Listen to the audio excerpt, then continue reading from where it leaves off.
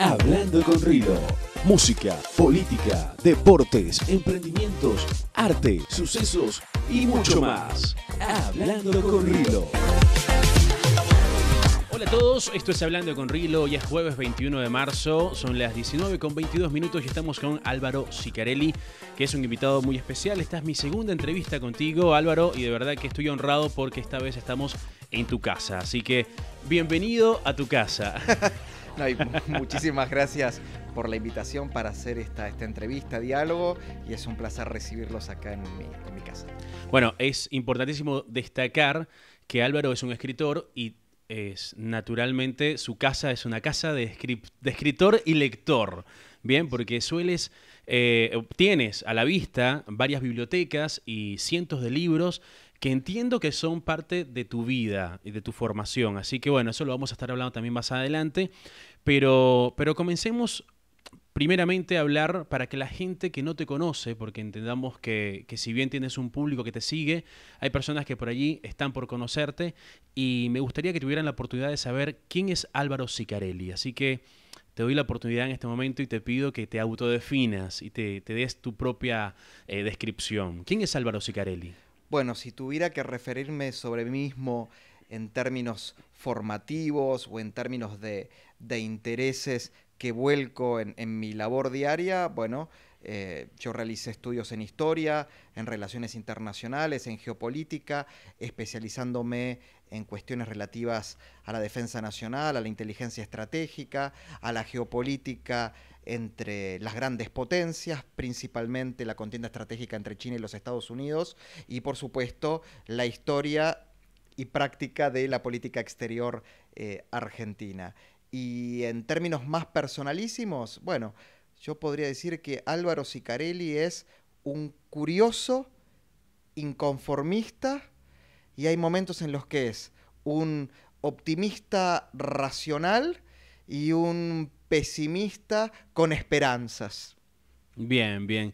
Después de todos estos estudios, bien, porque me nombraste una lista amplia de conocimientos adquiridos, ¿en qué puestos de trabajo estuvo Álvaro desde su adolescencia? ¿Desde qué edad empezaste a trabajar y qué puestos de trabajo pudiste ocupar a lo largo de tu vida hasta este momento?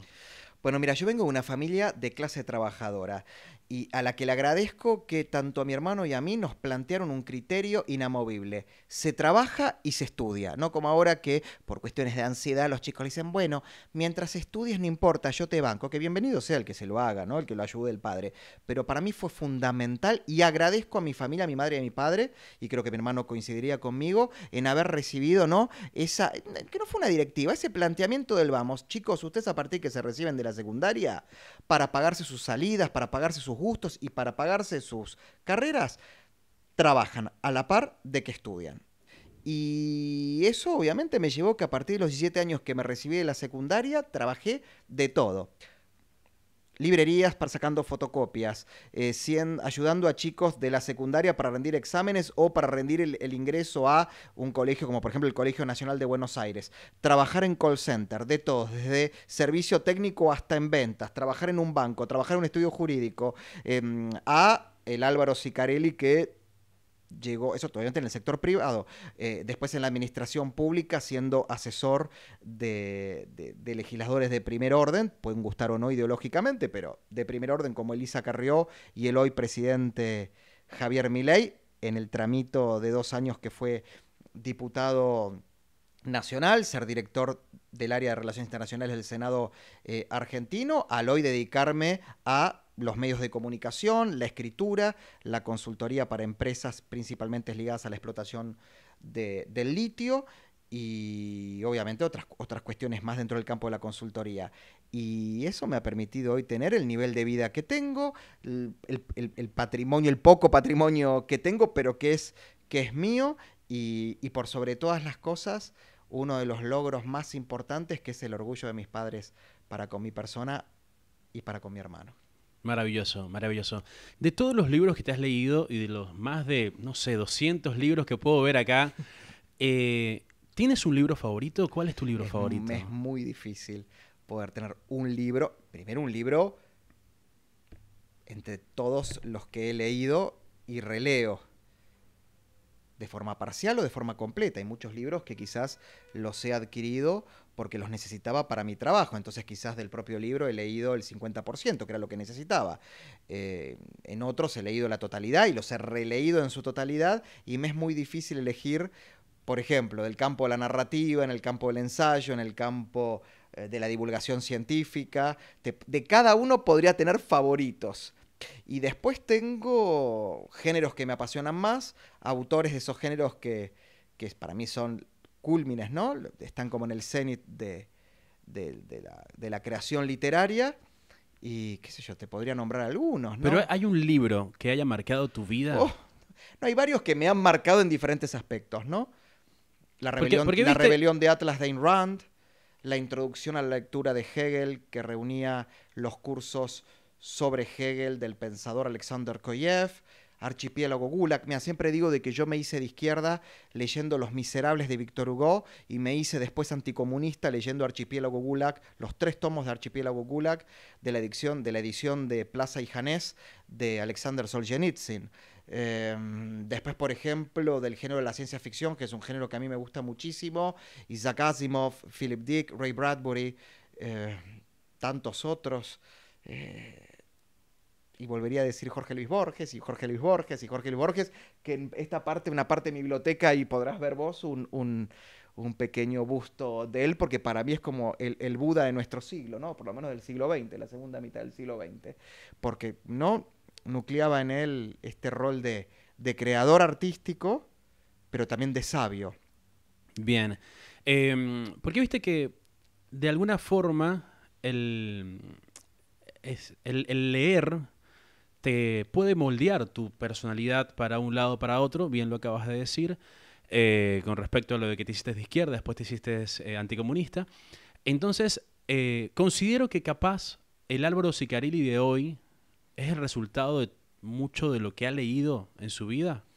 Mira, como diría Borges, más que ufanarme de las páginas que escribo, me ufano más de las que he leído.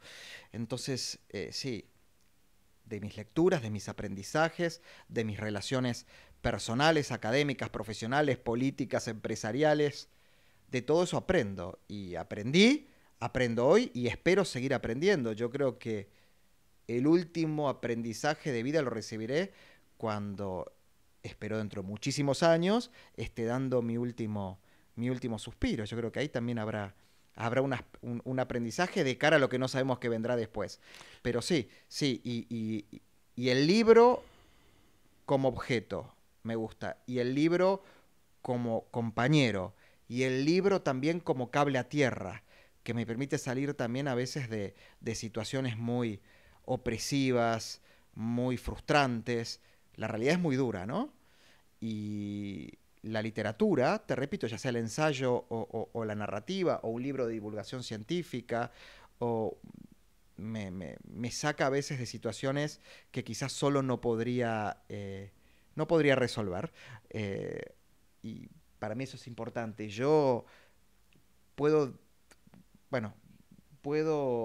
liberarme de un mueble, puedo liberarme de algún objeto, incluso de un valor incalculable en torno a cualquier libro que pueda tener, y me es muy difícil desprenderme de un libro de biblioteca, porque la biblioteca no solo habla de uno como lector, sino uno habla como persona, porque los libros implican también las decisiones que uno tomó en diferentes momentos de su vida. Yo después te invitaría a que vos agarres algún libro y seguramente vas a encontrarlo subrayado, con anotaciones, y esos subrayados y anotaciones reflejan al Álvaro del momento en el que leía el libro, y muchas veces hay un subrayado sobre otro subrayado, o hay borrados, porque quizás el Álvaro de hoy no concuerda con aquello que destaqué de esa lectura. Y esto lo heredé de mis dos grandes maestros formadores, de Juan José Sebrelli, principalmente en el campo de la filosofía, la sociología, la historia, la crítica cultural, y de Carlos Escudé, que fue mi gran formador en materia de teoría y práctica de las relaciones internacionales. Ellos me decían: Álvaro, la lectura, o sea, la biblioteca es como un gran tablero, ¿no? Y una gran botonera, donde uno va, ¿no? Los libros que vas agarrando implican decisiones, ¿no? Y vas como activando una gran computadora de papel que te va resolviendo cosas. para mí, liberarme de un libro es el peligro de que al momento en que estoy escribiendo uno de mis libros, pueda necesitarlo y sentir que perdí ese libro que necesitaba para mi obra. Bueno, nada, podría ser muy doloroso. Así que esto no está bueno que lo diga porque le estaría marcando a mis adversarios un punto débil, ¿no? Seguramente si me roban dinero no me afectaría tanto. Si vienen y me roban o me destruyen la biblioteca. Nunca sabes cuándo vas a necesitar ese libro. Exactamente, por eso me es muy difícil desprenderme. Sí, quizás lo que estoy haciendo ahora, y se lo recomiendo a mucha gente, es de algún autor que tiene una obra muy, ¿no?, muy prolífica, en vez de tener los múltiples tomos de sus obras, trato de tener 1 o 2 tomos de las obras completas. Entonces lo que hago es achicar, sí, abaratar espacio en la biblioteca. No sé, las obras completas de Shakespeare, Sherlock Holmes, Agatha Christie, estoy pensando Jane Austen, de los que tienen muchos libros o libros muy gruesos, quizás tenerlos en un único o 2 tomos con papel Biblia me es muy cómodo. Vamos a ir a una pausa, pero al regreso quiero que me digas qué tiene que tener un libro, bien, las características principales que tiene que tener un libro para ser un buen libro para Álvaro Sicarelli. Bien, vamos a ir a una pausa y ya volvemos con más en Hablando con Rilo. Estás viendo Hablando con Rilo. Encuéntranos en Instagram y en TikTok como @RiloMúsico. @RiloMúsico. Continuamos con Hablando con Rilo. Continuamos en Hablando con Rilo, estamos con Álvaro Sicarelli y quedó una pregunta al aire, bien, que es ¿qué tiene que tener un libro para que te seduzca? ¿Qué tiene que tener un libro para ser un buen libro para Álvaro Sicarelli? Bueno, como te dije antes, yo creo y aprecio al libro como objeto también, ¿no? Que puede ser algo medio fetichista, pero creo que existe como una conexión hasta energética con el objeto. Yo cuando voy a una librería, claramente voy a mesas puntuales de temáticas, ¿no? Voy a la parte de novela, dentro de la de novela voy a, por ejemplo, novelas de suspenso, novelas policiales, novelas históricas, novelas de ciencia ficción. Cuando voy a la parte de ensayo, voy a la parte de ensayo, historia, política, divulgación científica. De primera me gusta cuando agarro el libro sentir como una conexión física con el libro, que me guste, ¿no? La textura de la tapa, la calidad de las hojas, miro mucho el tema de la tipografía, tanto por una cuestión de descanso visual como también una cuestión de que me gusta la tipografía como parte, para mí es una obra de arte la edición. Entonces ya eso me tiene que pegar, ¿no? La portada, hay mucha gente que dice no podemos juzgar a un libro por su portada, pero para mí es fundamental, porque habla también del valor que le ha dado la editorial a la obra del autor. Y también, por supuesto, leo las contratapas. Hay mucha gente que no le da bolilla a la contratapa es también, y por eso me preocupa mucho en mis libros, que las contratapas sean muy clarificadoras de lo que va a tratar mi obra. Eso en términos materiales. Ya en la cuestión propia de la redacción, de la prosa, como te decía, a mí me gusta mucho el suspenso, el thriller, que a diferencia quizás del crimen policial tradicional, que uno lee una novela y lo que tiene que detectar es quién cometió el delito, y eso se sabe comúnmente al final. En el caso del suspenso o del thriller, las novelas de intriga, casi que ya al principio se arranca con quién es el culpable y qué delito cometió. Lo que genera la novela de suspenso es un trance hipnótico para poder comprender por qué ese criminal o ese individuo perpetró el acto. Entonces, la forma en la cual a mí me hipnotiza el autor, me obliga a seguir leyendo, haciendo pasar las páginas, porque no quiero cerrar el libro ni para irme a dormir sin saber qué pasa después. Eso me atrae muchísimo. Y te voy a decir más, yo elegí el ensayo como género y no escribo papers. Bueno, si lo tengo que hacer para presentarlo en un congreso o en un seminario, lo hago, pero no es lo que yo publico. Trato que incluso mi prosa ensayística sea más parecida a la de una novela, que tenga introducción, nudo y desenlace, que haya un clímax, que uno sienta que haya como un ritmo frenético en la lectura. Yo ya sí arranca, me ha pasado quizás en un segundo capítulo, decir esto viene muy lento y quizás en el tercer capítulo, en el cuarto, pega un salto y entras como en un tren bala non-stop, pero son son pocas las veces. Te diría que autores que incluso en su época eran considerados como literatura basura o literatura de verano o pasatista, Sidney Sheldon, Harold Robbins, Irving Wallace, tenían eso, ¿no? Arrancabas primer capítulo y decías, era un sopapo que te decías, Dios, tengo que ahora terminar este libro para comprender por qué este tipo o esta mujer o esta organización o lo que sea hicieron lo que hicieron. Eso para mí es fundamental. ¿Alguna vez te hiciste un spoiler de un libro? ¿Cómo? ¿Alguna vez te hiciste un auto-spoiler de un libro? ¿Te adelantaste unas páginas como para ver qué pasaba? Alguna que otra vez, alguna que otra vez. Y te voy a decir algo, porque muchos van a decir, ¿y qué entonces yo admiro de Borges? Porque Borges se lo considera como una escritura matemática, de precisión de relojería suiza. Pero aún así, donde uno dice cómo una persona puede escribir, porque Borges no escribió novela, Borges escribió relatos, ensayos también, relato y poesía. Pero en los relatos, en los cuentos de Borges, que empiezan y terminan con una precisión milimétrica, también está ese timing.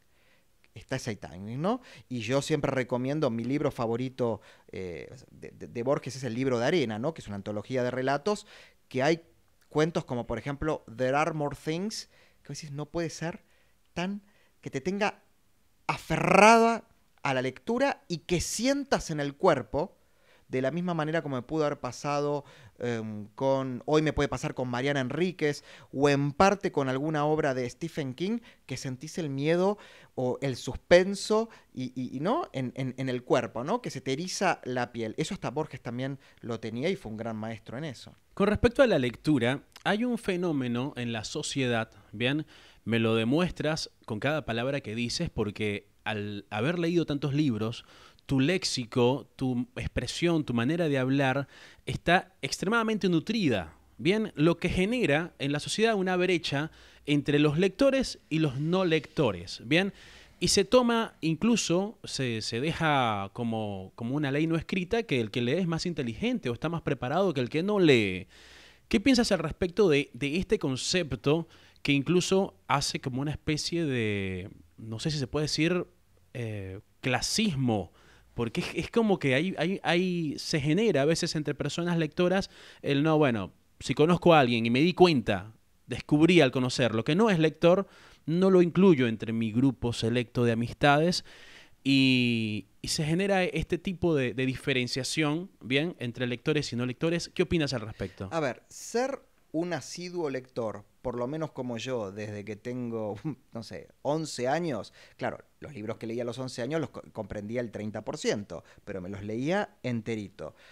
Y continuar siéndolo ahora con más de 40 años, profusamente y de, como te dije, múltiples géneros de la producción literaria, te da en primer lugar una gimnasia cerebral, una gimnasia intelectual. Por otro lado, te da también, de alguna forma, un método de lectura que te sirve mucho para cuando tenés que estudiar, y más cuando tenés que estudiar cosas que quizás no te gustan, pero por lo menos ya tenés la capacidad lectora y un método de trabajo, repito, subrayar, tomar notas, transcribir, hacer resúmenes, lo que sea. Y también te da claramente un léxico que si lo ejercés y lo verbalizás, te sirve muchísimo a la hora de comunicarte con pares o hasta con superiores en conocimiento, y te da cultura, por supuesto, por lo cual yo diría que te vuelve una persona hábil para estudiar y culta. Inteligente, no sé. He conocido gente extremadamente culta, con una acumulación, te diría, hasta compulsiva de pergaminos y de títulos, y no me resultaron muy, muy inteligentes. Hay una inteligencia y una sabiduría que no proviene quizás de la academia o de incluso hasta de la formación autodidacta, sino también de la experiencia de vida, y yo la valoro muchísimo. Así que te diría hasta eso. No sé si te volvés inteligente. Después, si eso te hace una cuestión de clases o de élite, y puede ser, claramente. Yo por lo menos voy a valorar a una persona que se expresa bien, que tiene un léxico frondoso, que utiliza palabras y las utiliza correctamente, y que además tenga el interés por la lectura, porque además el interés de la lectura, al igual del interés por el cine, en todas sus expresiones, el interés por la música, en todas, y aclaro, sus mejores expresiones, porque no toda la música, no todo el cine, no toda la literatura, por lo menos es elevada o buena, o eleva la condición del hombre, es fundamental de aquel que no lo hace. A nivel social y a nivel de relaciones personales, resulta una característica moderna, no sé, capaz que es milenaria, pero últimamente se ha visto más en la sociedad la atracción sapiosexual. Bien, no sé si te ha pasado, lo has experimentado, que son esas personas que se sienten atraídas a ti por el intelecto que perciben de ti o por Sí. el conocimiento que puede haber después de tantos libros leídos, después de tantos estudios. Perdóname, me río porque tuve que autocomprenderme yo solo que era sapiosexual. No sabía que era, porque hoy está todo el poliamor. Ahora entendí que sapiosexual es una atracción a través del perfecto. Exactamente. Que si me ha pasado de otros para conmigo. Exacto, sí, porque, o sea, Sí. yo no puedo Yo no saber sé. si tú eres sapiosexual, pero existe esa atracción en la sociedad que por allí se acercan a ti o se sienten atraídos a ti, más allá de tu físico, por tu intelecto. Puedo hablar con absoluta libertad. Por porque favor. Lo que voy a decir es fuerte. Sí me ha pasado, y ¿sabes dónde más me ha pasado? Bueno, es público y es conocido que yo soy abiertamente homosexual y obviamente lo vivo libremente y me considero un igual al otro, sin ningún tipo de diferencia, y no reclamo nada en torno a eso. Me ha pasado que he tenido vínculos afectivos e íntimos con hombres heterosexuales que el vínculo intelectual preexistente, según palabras de ellos, los enamoró y les permitió vincularse hasta en la esfera íntima. O sea, rompió una barrera, podríamos decir, fisiológica, y que no les pasaba con ningún otro hombre. Porque Eso me ha pasado y me llamó, no me pasó muchas veces, me ha pasado 3 veces, y con hombres que yo tengo la certeza plena que son, casi te diría, un 98% heterosexuales, pero que el vínculo fue tan fuerte, lo que muchos hablan de la transferencia, ¿no? El afecto por transferencia, pero que se pudo volcar también en la intimidad, que es parte también de, bueno, por eso la sapiosexualidad. se ha llegado a definir o a igualar la sapiosexualidad casi como un fetiche. Porque es como que a esa persona, en contra incluso de sus atracciones o sus preferencias sexuales habituales, eso lo lleva a sentirse atraído por esa persona solamente por su inteligencia o por su intelecto. Bueno, yo en lo personal, que me he equivocado mucho, pero no me he equivocado en términos porque si eran más o menos cultos o más o menos inteligentes, más o menos formados, sino porque no eran demasiado buenas personas. Efectivamente, muchos me ha traído eso y en otros no. En otros me ha atraído su inteligencia, que repito, no está directamente relacionada con la formación cultural. He estado enamorado de un jugador de fútbol con muy poco interés por la lectura, muy poco interés por lo que se conoce como la alta cultura o por los discursos y los debates filosóficos, ¿no? De pensamiento complejo, pero con una inteligencia supina, soberbia, de una cosa que yo digo, ¿cómo podía comprender minuto a minuto el desarrollo de algo, poderlo sortear con una inteligencia que quizás yo carecía? Y ni hablemos de gente que yo admiro por su inteligencia emocional. Así que, pero sí, por supuesto, también he estado enganchado y enamorado y atraído sexualmente por hombres extremadamente hermosos o no tan hermosos, pero que claramente me atraía también ¿no? Esa parte, su cultivación cultural, de pensamiento. Entonces hay Así una... que ya saben a toda la audiencia. Hay una gran diferencia entonces entre la inteligencia como tal en todas sus versiones, emocional, social, intelectual, a lo culto que puede hacer una Totalmente, persona totalmente. en referente a lo que estudió o leyó en su Totalmente. vida. Hay gente que tiene inteligencia matemática sin haber tenido formación, valga la redundancia, formal en la materia, y tiene una capacidad de cálculo, una capacidad también de prever hasta estadísticamente, y no tiene idea que es una progresión, que es un factorial, que no tiene idea. Pero lo resuelve. Pero lo resuelve, tiene capacidad de ver, decir, de comprender probabilísticamente algo sin entender que es probabilidad estadística. Claro. Esto me ha pasado y eso me ha enamorado. ¿Cuántos libros has escrito hasta este momento ¿Y cuáles son, si me los puedes nombrar? En realidad, escritos, escribí 4, publicados 2 y un tercero a publicar. Y ese que no está publicado es un inédito que tengo, que es un ensayo breve de unas 160, 170 páginas en torno a la vida de uno de los autores que te nombré anteriormente, que era Alexander Koyev, que era un filósofo ruso-francés, economista, que en él admiro la confluencia de dos, digamos, de dos características. Un hombre de acción política, de acción cultural y de pensamiento. Un filósofo y un político. Un sociólogo, historiador y además un funcionario público. Entonces eso, y además un artista en el medio. O sea, un hombre interdisciplinario, y eso me gustó muchísimo, y hice que para mí todavía no está ni de cerca para ser publicado por lo frondosa que fue su vida, ¿no? Y compleja que fue su vida. Ese fue lo primero que escribí, y pocos lo saben. Y después, bueno, salió mi primer libro publicado, Cómo derrotar al neoprogresismo, una batalla política, que es un libro dedicado a el auge de la batalla cultural, prologado por dos grandes titanes, Agustín Laje y Axel Kaiser.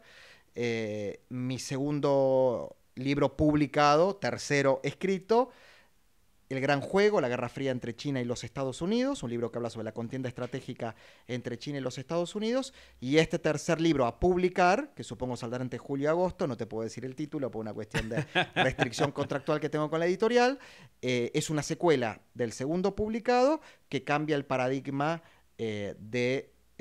pues tampoco lo puedo contar mucho, pero que habla de esta contienda estratégica entre China y Estados Unidos, ya no en un paradigma pacífico, sino en uno más Contencioso. Vas a seguir escribiendo, supongo yo. esperemos. ¿Y qué te gustaría escribir en un futuro? Y dicen que eso los escritores no lo podemos decir. No, te podría decir que ya tengo previsto 2 proyectos más en el campo del ensayo, incluso bajo contrato, pero sí creo que en algún momento voy a dar el salto a la narrativa. Me gustaría. O sea, que podríamos leer un libro de Álvaro Zuccarelli, una novela. Una novela, sí. Un género que puede estar dentro del campo de lo que se conoce como la ficción especulativa. Así que googleen qué es ficción especulativa, van a ver todos los subgéneros. En alguno de esos puede ser la primera novela de Álvaro Zuccarelli. Maravilloso, Álvaro. ¿Qué es lo mejor de ser un escritor?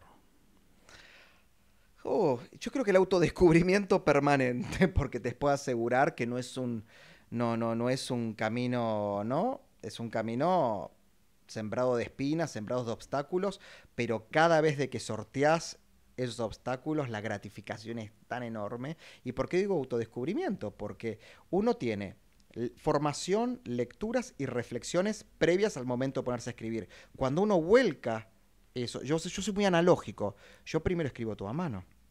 Y los escribo todos en los famosos Yellow Pads, que son unos anotadores que comúnmente usan los abogados en Estados Unidos. Y vas a ver que cada libro mío es un pilón así de anotadores. Porque todo eso después pasa al tipeo, donde yo ya ahí diagramo la página con, obviamente, una estructura propia de un ensayo, ¿no? Con las citas, con las notas al pie, con la bibliografía, la fuente. Bueno. Pero primero todo a manito. Y ese momento hay un debate entre todo lo que recibí como formación, lo que leí, lo que reflexioné y concluí hasta ese momento con lo que quiero expresar en el libro. Y ahí entra un tire y afloje, y también, como diría no como reza el famoso título de un relato de Borges, es el jardín de los senderos que se bifurcan. Un autor y una obra y un autor te llevan o del mismo autor de otros a otros 2 autores, a 4, es como una fractal. Y eso te lleva, yo hasta ahora tengo un promedio de un libro por año, pero estoy notando que voy a necesitar quizás escribir un libro cada año y medio, porque se hace, o sea, la técnica de escribir cada vez la tengo más aceitada, es más rápida, pero los debates internos y con la hoja en blanco que tengo cada vez son más complejos y más profundos. Pero cuando lo terminas, aunque siempre encontrás algo a corregir, por eso existen las ediciones actualizadas, ¿no? Ampliadas y actualizadas, yo no te puedo explicar la felicidad. Amén del potencial o no éxito comercial, ¿no? De la influencia del libro después en la opinión pública, pero cuando tenés el libro en la mano y lo relees, decís, Pero por eso dicen que es como un hijo, ¿no? ¿Cuánto tiempo tomaría para ti leer un libro promedio? Porque entiendo que depende también de la cantidad de páginas que tenga Y de lo que te gusta el libro. y de lo que te gusta el libro. Yo, por ejemplo, leí en 48 horas, no son 48 horas, pero digamos en 2 días, una novela que para mí es la novela política del año, que se llama El mago del Kremlin, de Giuliano de Empoli, que habla sobre el ascenso, cenit y caída, ascenso, auge y caída del que fuera el gran, digamos, consultor y estratega comunicacional de Putin, que obviamente le cambian el nombre, pero se muestra Claro. perfectamente que es ahí. Lo leí porque, lo vuelvo a repetirte, era leer, si bien está basado en hechos reales, sería como una novela de non-fiction, es tan apasionante que era pasar las hojas y además hay frases extraordinarias que estuve tomando notas y los leí en 2 días. Te atrapa como si fuese una película Sí, claro. que la tienes que terminar de Sí, ver. o esa serie, el famoso maratón, cuando haces el maratón de serie, que te Claro. ves toda la temporada completa, exactamente lo mismo. Son 270 páginas. Y después hay libros que quizás me han llevado un mes, sea del género que sea, porque hay momentos que me atrapan, momentos que me aburre, y porque necesitaba leer una parte del libro, después la otra ya no necesito, pero la tengo que leer porque quiero terminarlo el libro y me lleva un mes. Pero promedio estoy leyendo 2 libros por mes. En términos de autorrealización, yo puedo percibir con el poco trato que he tenido contigo que has tenido muchos logros en tu vida, ¿bien? Y podría decirse que estás en donde quieres estar, ¿bien? Pero ¿cuál es la meta máxima que te has trazado en tu vida como escritor o como ser humano? Mira, yo no creo en el concepto de felicidad completa. A mí me cuenta que alguien me dice, yo soy feliz como una totalidad, le descreo. Por lo menos por mi experiencia propia. Yo creo que la felicidad es la suma de diversos momentos felices. Mi meta es vivir la mayor cantidad de momentos felices y yo ser el responsable de momentos felices para con mis seres queridos. Yo no creo que hay una felicidad continua. No la hay.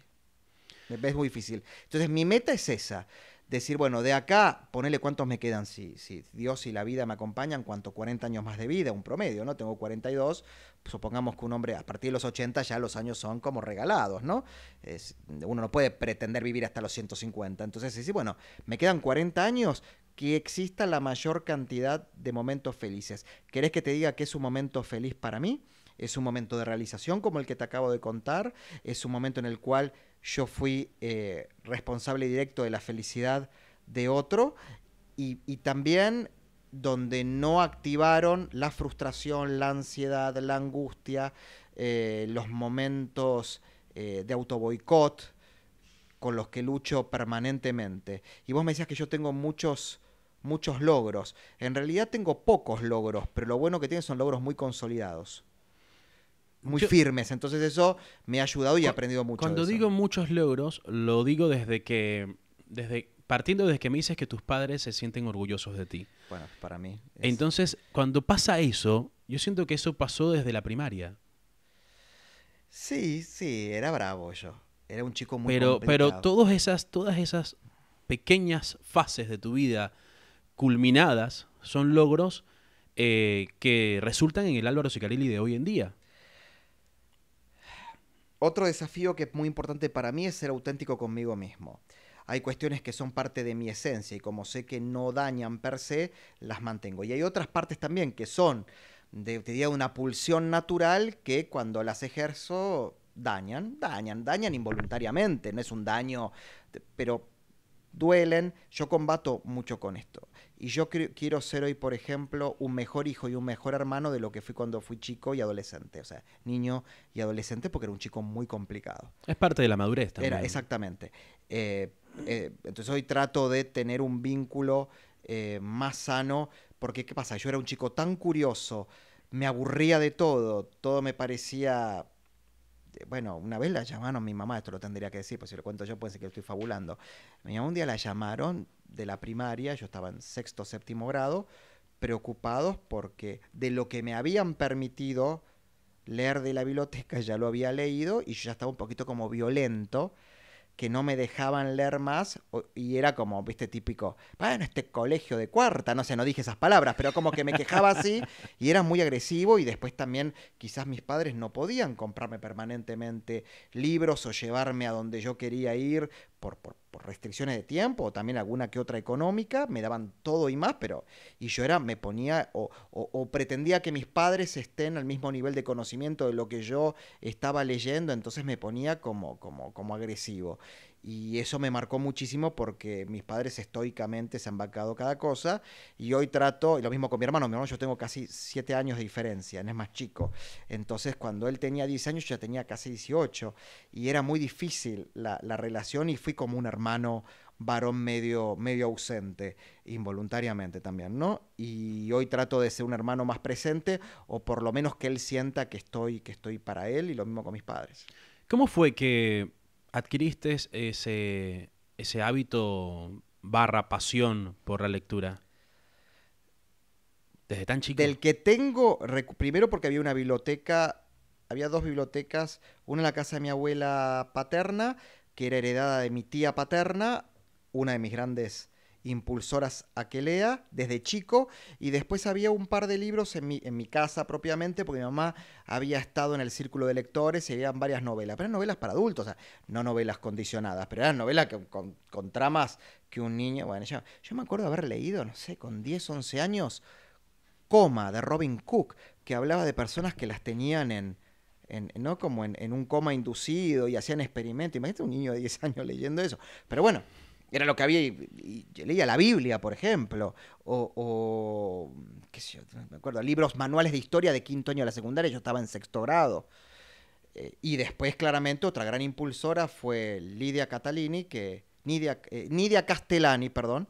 Nidia Castellani, que fue mi profesora de literatura de la secundaria, que no me olvido más que el día que me entregó de la secundaria mi diploma, me agarró de los brazos, me miró con los ojos como inyectados en fuego y me dijo, nunca dejes de leer. Pero era como una cosa, yo siento todavía la presión de los brazos, nunca dejes de leer, y me marcó muchísimo.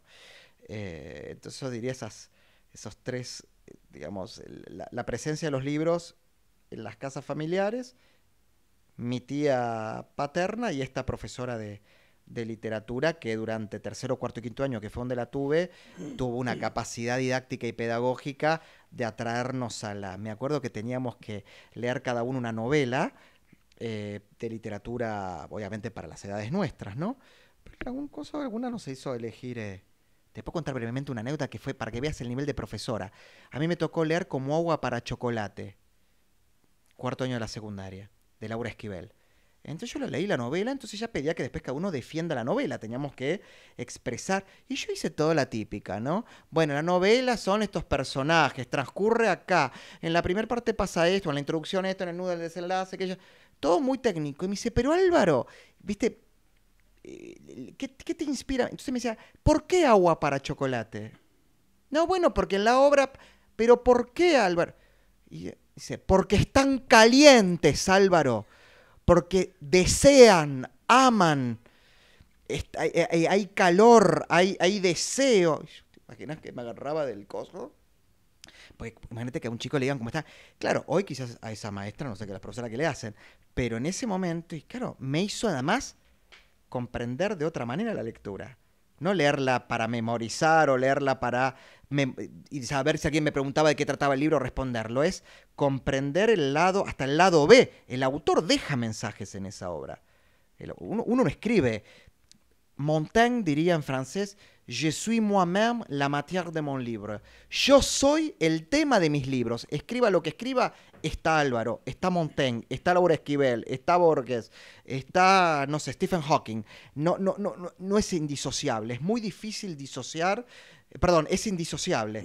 Es muy difícil disociar lo personal de lo literario. Algo hay, por algo elegiste escribir lo que escribís, por algo escribís el ensayo que escribís, o la trama en una obra de teatro, en una novela, en un cuento, o hasta en la propia poesía. Algo tuyo estás expresando. Totalmente. Entre lo que mencionaste, me mencionaste que de chico, uno de los libros que leíste por curiosidad y por qué era el que estaba fue la Biblia. Y entre tu librería veo también libros que hablan de la historia de la Iglesia Católica. Allá arriba, Eh, pero allá atrás tenés esto que no lo viste, es toda la biblioteca dedicada a religión, incluso libros en hebreo, pues yo soy judío, y libros de religiones comparadas, sí, sí, sí. Pasa muy a menudo que las personas con tanta lectura les cuesta asumirse a una religión. ¿Cómo pasó en Álvaro Sicarelli el ser judío hoy en día después de tener ese conocimiento tan amplio de diversas religiones?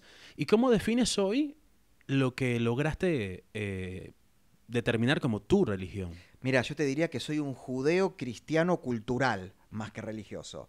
Yo creo en la tradición judeo-cristiana y los valores que eso sembraron la cultura occidental, por lo menos, y después la cultura democrática si incluimos otros países o naciones o culturas que provienen de Oriente, pero que fueron embebidas también. El protagonista de esto sigue siendo Jesucristo. Bueno, Moisés, Moisés.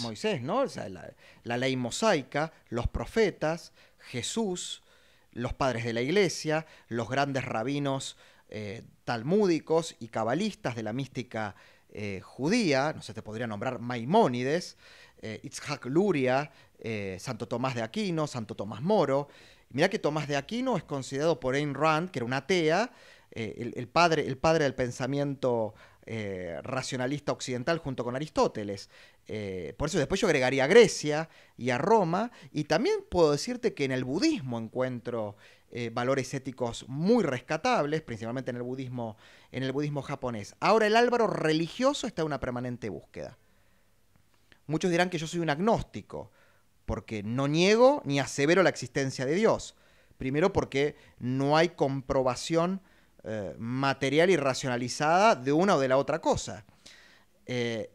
Y por el hecho también de que debe ser que la aventura de la búsqueda de Dios me estimula. De Dios, o como lo quieran llamar, porque ¿viste? Hay que ser un poco amplio, ¿no? Esa aventura para mí es, y lo busco.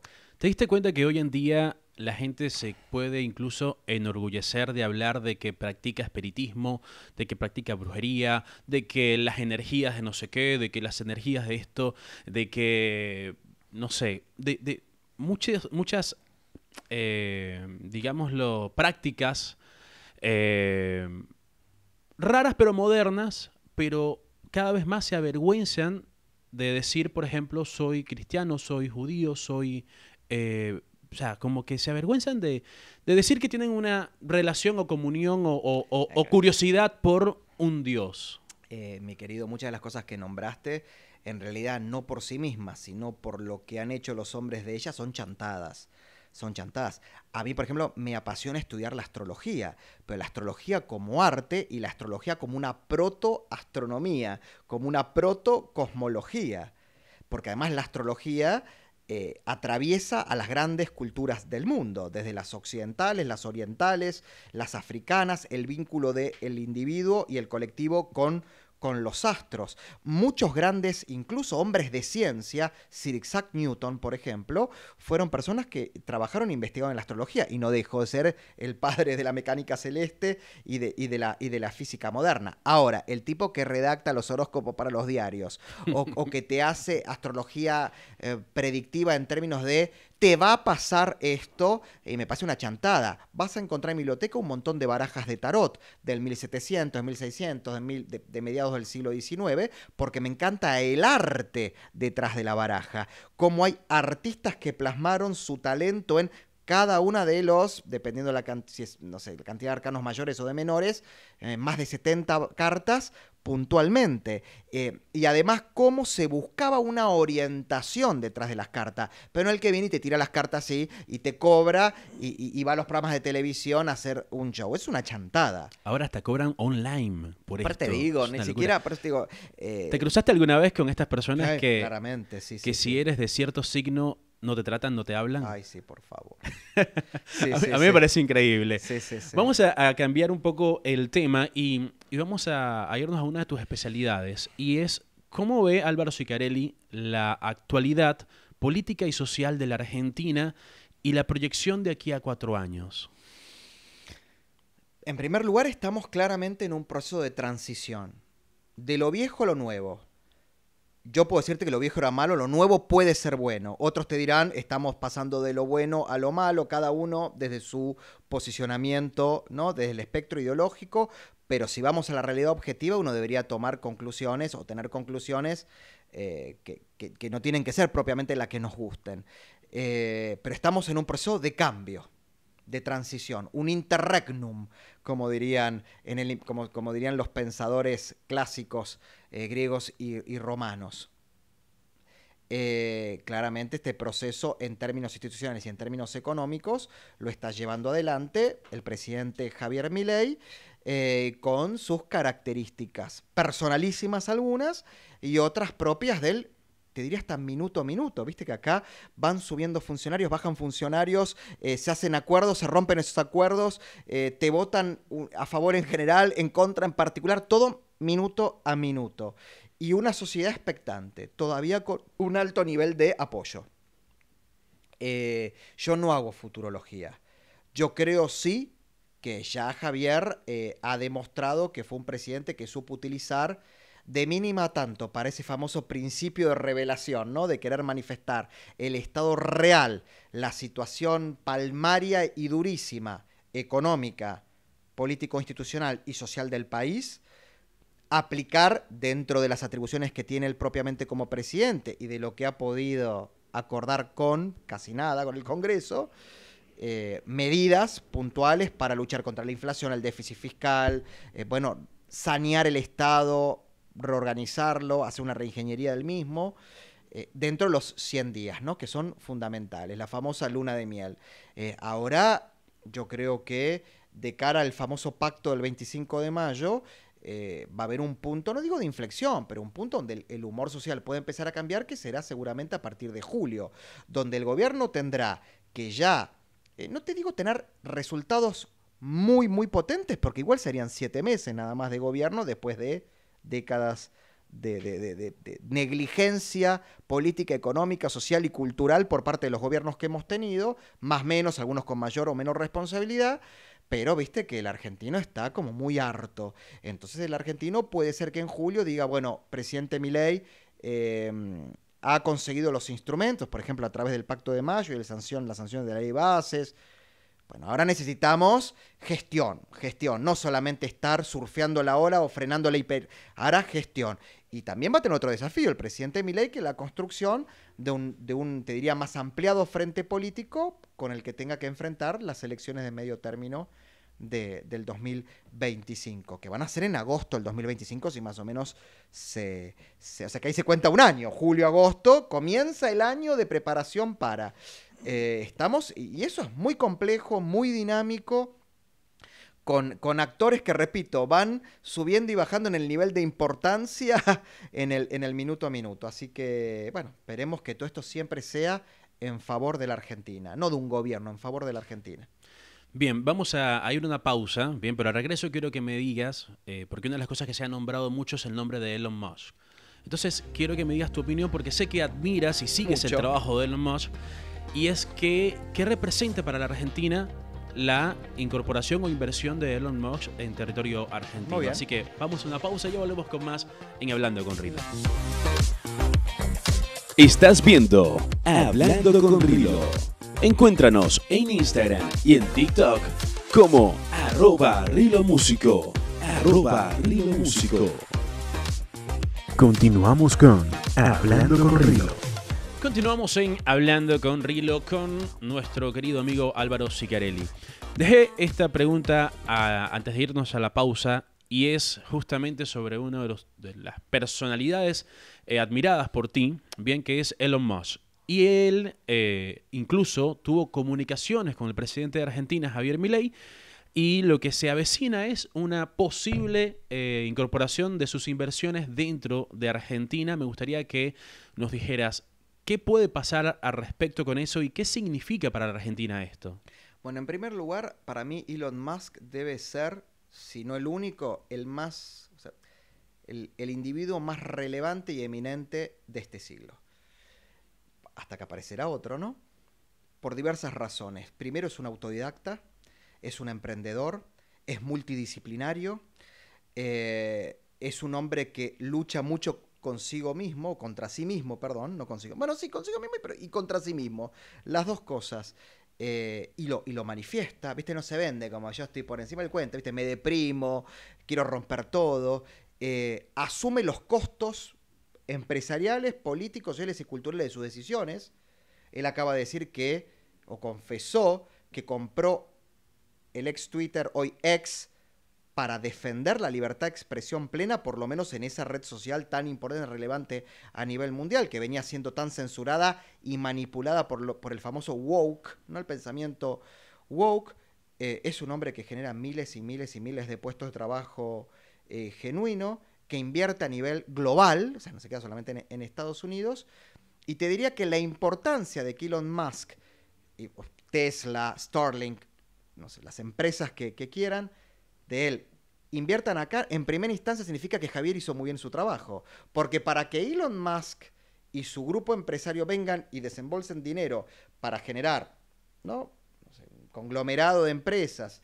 Miles de empleos. O miles de empleos, es porque Javier Milei primero estabilizó la economía, la reordenó, generó un marco de seguridad jurídica para esas inversiones. Por lo cual sería un círculo virtuoso. No va a venir solamente porque le cae simpático Milei. No, se podrá ser excéntrico, es un empresario. Pero no es tonto. Y además porque creo que le daría lugar a un montón de emprendedores y de nuevos profesionales, principalmente de las ciencias de la información, de las ciencias de la computación, de la inteligencia artificial, que hoy, no sé, hay muy pocos unicornios donde podrían ir. Digo unicornios porque son los que trabajan, ¿no? Todas estas cuestiones de la era digital, y que venga él les daría un espacio también a todos estos jóvenes que hoy están quizás en primero, segundo, tercero o cuarto año de esas carreras y estarán pensando más quizás en irse que en quedarse para desarrollarse profesionalmente. Elon Musk tiene mucho que ver, desde mi punto de vista, con la creación, no sé si tú tienes información sobre esto, de una nueva criptomoneda que es el WorldCoin. Ajá. Y invirtió mucho dinero con la War App y una posible puesta en marcha de lo que sería una especie de salario universal. A través de esa moneda. A través de esa moneda, donde él considera, según lo que estuve leyendo, que la inteligencia artificial va a ir desplazando puestos de trabajo, por lo que muchas personas van a estar realmente desempleadas y sin posibilidades de tener un empleo porque sus habilidades no van a ser requeridas o van a ser obsoletas en el futuro. Y él plantea que a través de esta moneda, de esta aplicación, se podría justamente de las ganancias generadas por la inteligencia artificial, que ya irían simplemente a un gran empresario, podría de alguna manera solidaria recompensar estas pérdidas a través de un salario simbólico representativo que capaz que cubra las necesidades básicas de una persona, pero en el mundo entero. ¿Tienes alguna opinión al respecto de esto? Tengo reservado, porque obviamente por esta cuestión de que estoy en el cierre de mi tercer libro, estoy con Te toqué una pieza clave allí. No, pero es interesante porque tengo mucha bibliografía especializada o específica, mejor dicho, para el próximo libro, y tengo en reserva leer material entre los cuales está propuesta, que en realidad no es solidaria, es productiva. Sí. Porque no está repartiendo la plata ajena. En primer lugar, es su propio dinero. En primer lugar, propone un salario básico universal sobre la base de una moneda no emitida por el Estado, no emitida por los bancos centrales, sino emitida por el minado. Es minado de moneda digital, descentralizado.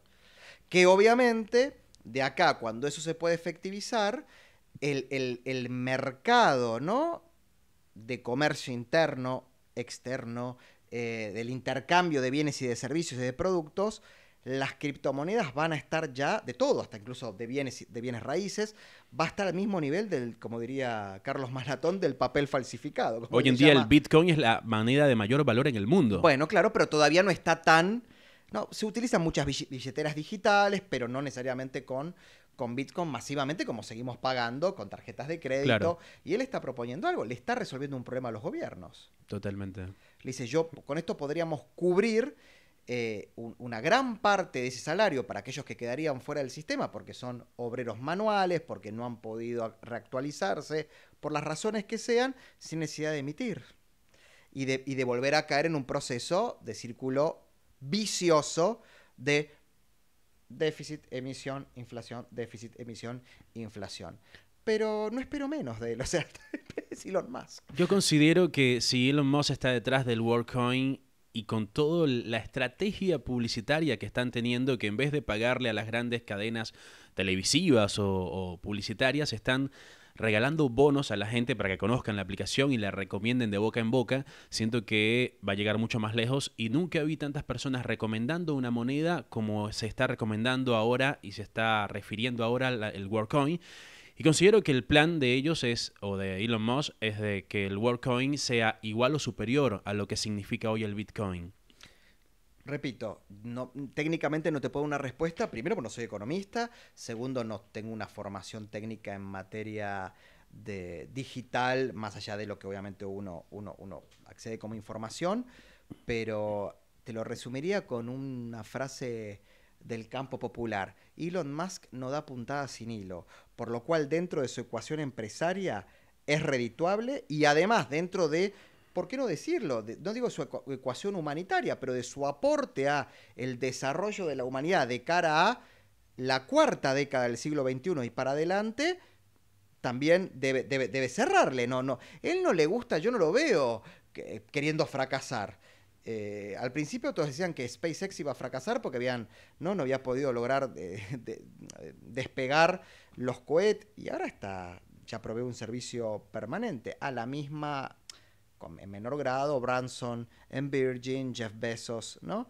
en diferentes empresas, esta nueva carrera espacial. Así que yo estoy atento a los acontecimientos en torno a Elon Musk. A la expectativa. Bueno, Álvaro, vamos a cerrar con esto y es que desde el principio de la campaña del presidente electo Javier Milei, muchos ciudadanos de Argentina te vieron como un protagonista de lo que fue su principal campaña, incluso antes de ser diputado, mientras era diputado, y yo desde mi punto de vista también, que lo he podido ver en archivos, lo he podido ver en las redes, te vi como muy activo políticamente en su momento.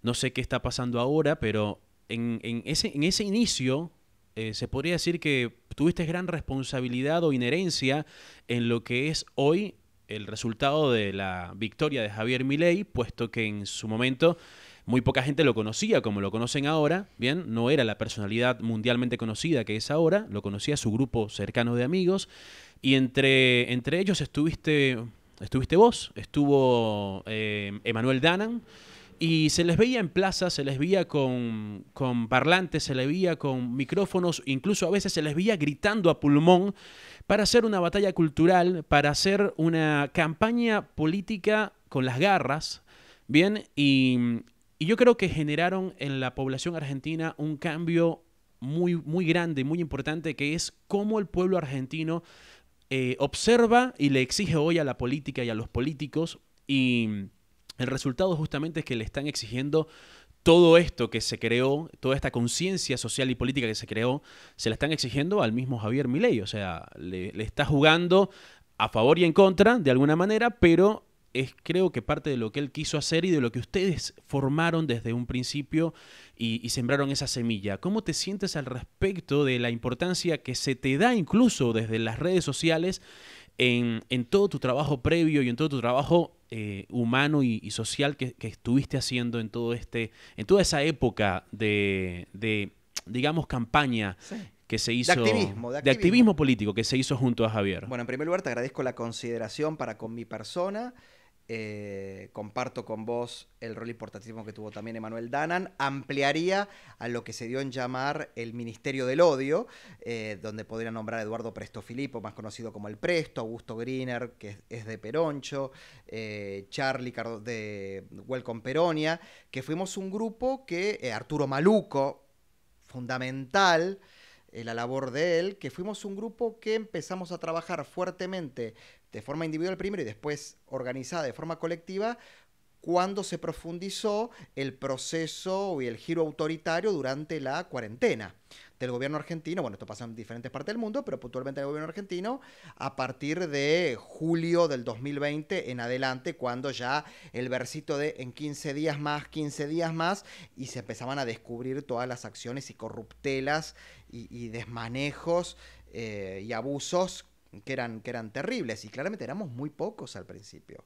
Incluso algunos, como al Presto, le costó la cárcel, terminó preso en Córdoba, detenido 24, 30 horas en promedio, pero bueno, y muchos de nosotros también, ¿no? Atacados en redes sociales, pero que ese proceso fue creciendo, y en un momento se suma y se plega Javier Milei, que venía, al igual que yo, de los medios tradicionales, radio, televisión, pero como bien decís vos, muy reducido al microclima liberal. Bueno, ahora, viste, ¿no? Ahora son todos amigos del campeón, ¿no? Y ahora todos se suben al caballo del comisario. Pero en ese momento éramos muy pocos. ¿Qué pasó después? Bueno, diferencias, cuestiones personales. Yo hoy no soy funcionario del gobierno y hoy me siento, y creo que muchos de los chicos que te nombré coincidirán conmigo también, en el rol de oficialista crítico. Claramente apoyo este gobierno, apoyo el norte que se ha planteado, muchas de las medidas, pero no me voy a prohibir criticar lo que tengo que criticar. Por supuesto, de forma bien argumentada, como dicen los chicos ahora, con factos, ¿no? Con los factos, o sea, no una crítica al voleo. Señores, pasó esto, acá está la comprobación factual de que esto es cierto, esto hay que cambiarlo, está mal, señor presidente. Te puedo decir que me asombra el contraataque que se recibe a veces de los sectores más, voy a decir, para no decir talibanes, ¿no? Ortodoxos de la militancia libertaria, que consideran de que no es momento para criticar nada. Bueno, yo nunca me autocensuré, nunca... Mira, voy a ser medio bestia para que se enteren. Yo nunca, como diría Moria Kazan, yo nunca me arrodillé ni para hacer una felatio. Entonces, te imaginarás que no me voy a arrodillar ante un presidente, sea quien sea, lo aprecie como lo aprecio, lo admire como lo admire. Siempre voy a estar de pie, acompañando par y par y frenando y diciendo, muchachos, me parece que acá estamos equivocadamente. Y invito a cualquiera de mis críticos a que encuentre una crítica no fundamentada. Puede estar hasta equivocada, pero no fundamentada. O sea, criticar por criticar. No, critico y fundamento. Después hasta puedo estar equivocado o no me di cuenta, pero siempre de forma fundamentada. Esperemos que los más altos funcionarios del gobierno y el núcleo duro del presidente no sigan tomando a mal esto. Pero estaremos ahí acompañando y más teniendo en cuenta los que están de la vereda enfrente, que son siniestros, ¿no? Del primero al último.